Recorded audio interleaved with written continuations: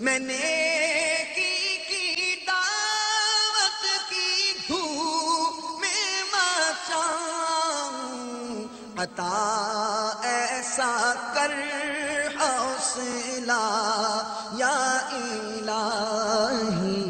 سرکار دو عالم صلی اللہ تعالی علیہ وسلم فرماتے ہیں، بخاری شریف کی حدیث ہے، فرمایا آپس میں حسد نہ کرو، آپس میں بغض و عداوت نہ رکھو، پیٹھ پیچھے ایک دوسرے کے برائی نہ کرو، اور اے اللہ کے بندوں بھائی بھائی ہو کر رہو۔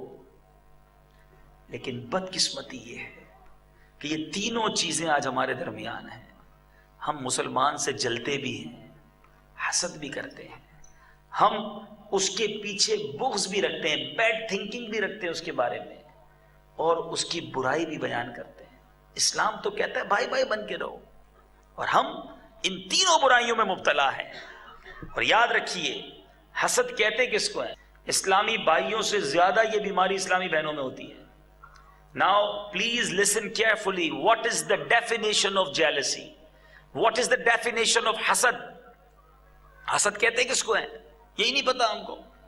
حسد کہتے ہیں کہ کسی کی دینی یا دنیاوی نعمت یا تو اس کا زوال ہو جائے، یا وہ ختم ہو جائے، یا اس سے چھن کر مجھے مل جائے، اس بات کی تمنا رکھنا۔ میری وش یہ ہو کہ اس کے پاس جو بلیسنگ ہے یا تو ڈسٹروائے ہو جائے، یا اس سے چھن کر مجھے مل جائے۔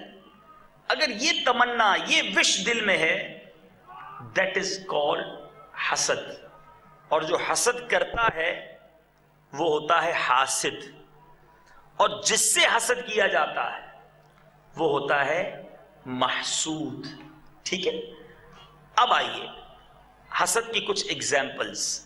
کسی کو مالی طور پر خوش دیکھ کر جلنا، یعنی کوئی بڑا ویل سیٹ ہو گیا ہے، پیسہ آ گیا ہے، گاڑی واڑی لے لی ہے، گھر بنا لیا ہے، اور ہم جلنا شروع ہو جائیں، ہمیں اچھا نہ لگے، یا یہ تمنا کرنا کہ اس کے یہاں چوری ہو جائے، دل میں یہ وش ہو کہ اس کے پاس ڈکیتی پڑ جائے، کوئی رابری ہو جائے، یا اس کی دکان یا مکان کو آگ لگ جائے، یہ کوڑی کوڑی کا محتاج ہو جائے۔ یعنی کسی کی ترقی دیکھ کر دل میں خود خیال آ رہا ہے اور یہ تمنا کر رہا ہے کہ یار یہ پیسے والا کیوں ہو گیا، یہ برباد ہو جائے۔ اگر کسی کے بارے میں یہ خیال آ رہا ہے تو واٹ از دس؟ اسی طرح کسی کو اعلیٰ یا دینی یا دنیاوی منصب مل جائے، کوئی بہت بڑا نگران بن جائے، مبلغ بن جائے، یا اسی طرح دنیاوی طور پہ کسی کو کوئی لارڈ بن جائے، کوئی منسٹر بن جائے، کسی کمیٹی کا صدر بن جائے، تو یہ جب دل جلانا کہ اس سے اللہ کرے کوئی ایسی غلطی ہو جائے کہ اس کا یہ جو عہدہ ہے نا، یہ مقام یہ چھن جائے، اس کی یہ جو نعمت ہے اس سے چلی جائے، یہ بدنام ہو جائے۔ اگر یہ خیال کسی کے بارے میں آتا ہے تو یہ بھی اس کی ایک مثال ہے۔ اسی طرح یہ خواہش کرنا کہ یہ کبھی خوشحال نہ ہو، یہ بس غریب ہی رہے، فقیر ہی رہے، یہ آگے نہ بڑھے، یہ بھی حسد کی ایک مثال ہے۔ اچھا، حسد کو حسد کیوں کہتے ہیں؟ حسد کا لفظ جو ہے یہ حسدل سے نکلا ہے، حسدل سے بنا ہے، جس کا معنی چیچڑی، یعنی جوں کے مقابلے میں، یہ جوں کی طرح مشابہ ایک قدرے لمبا کیڑا ہے، جب انسان کو چپک جاتا ہے تو انسان کے جسم سے لپٹ کر خون چوستا ہے، یہ کیڑا ہے حسدل۔ اور حسد بھی جو ہے نا وہ دل سے چمٹ جاتا ہے، اور جس کو حسد ہو جائے یہ اس کا خون چوستا رہتا ہے۔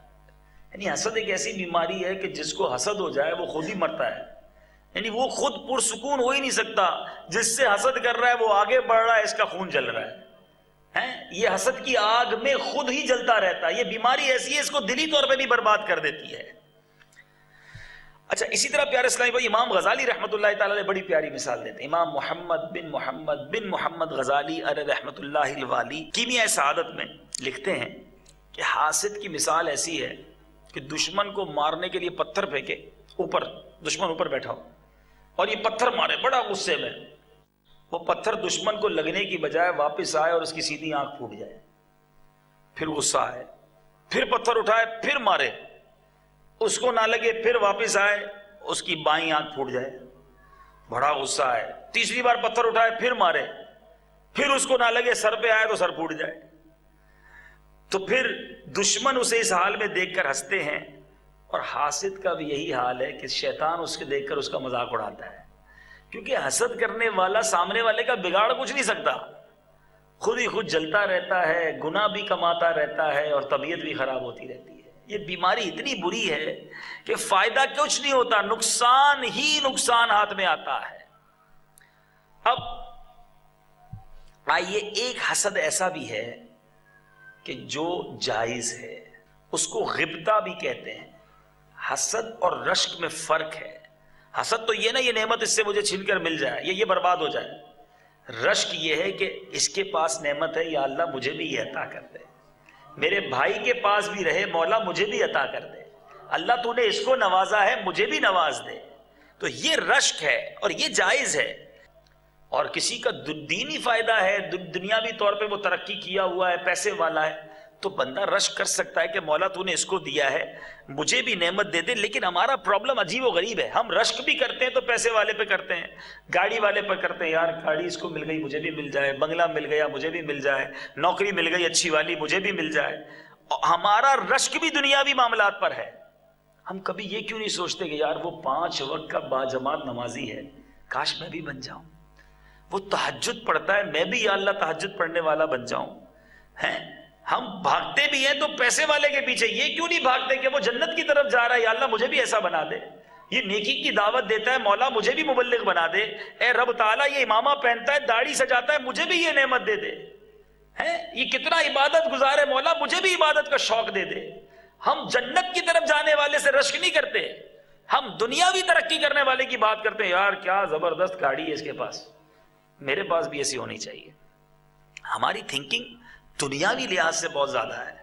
اب آئیے میرے آقا علیہ الصلوۃ والسلام سے سیکھتے ہیں کہ میرے آقا کیا فرماتے ہیں کہ رشک کرنا کن سے چاہیے، وہی بتائیں گے ہمیں کس سے رشک کرنا چاہیے۔ سیدنا ابو ہریرہ رضی اللہ تعالیٰ عنہ راوی ہیں، بخاری شریف کی حدیث پاک ہے، سرکار دو عالم نور مجسم شاہ بنی آدم صلی اللہ علیہ وسلم نے فرمایا حسد نہیں ہے مگر 2 شخصوں پر، 2 ٹائپس کے لوگوں کے بارے میں رشک کرنا۔ یہاں حسد سے مراد رشک ہے، پازیٹو کہ یا اللہ اس کو دیا مجھے بھی دے۔ فرمایا ایک وہ جس نے قرآن سیکھا اور رات دن کے اوقات میں اس کی تلاوت کرتا ہے، اس کا پڑوسی تلاوت سنے اور کہے کاش مجھے بھی ویسا دیا جاتا جو اس کو دیا گیا تو میں بھی اس کی طرح عمل کرتا، اے اللہ تو نے اسے قرآن پڑھنے کی سعادت دی مجھے بھی یہ موقع دے تو میں بھی تلاوت کروں۔ کتنا پیارا رشک ہے۔ اور فرمایا دوسرا وہ شخص جس کو اللہ عز و جل نے مال دیا، وہ حق میں مال کو خرچ کرتا ہے، کسی نے کہا کاش مجھے بھی ویسا ہی دیا جاتا جیسا فلاں شخص کو دیا تو میں بھی ویسا ہی عمل کرتا، یا اللہ تو نے فلاں کو مال دیا اس نے مسجد بنائی مجھے پیسے دے دے میں بھی مسجد بناؤں گا۔ That is positive.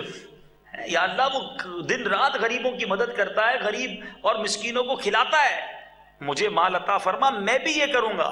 میرے آقا فرماتے ہیں یہ 2 رشک اچھے ہیں۔ میں نے کی دعوت کی دھوم میں مچاؤں، عطا ایسا کر حوصلہ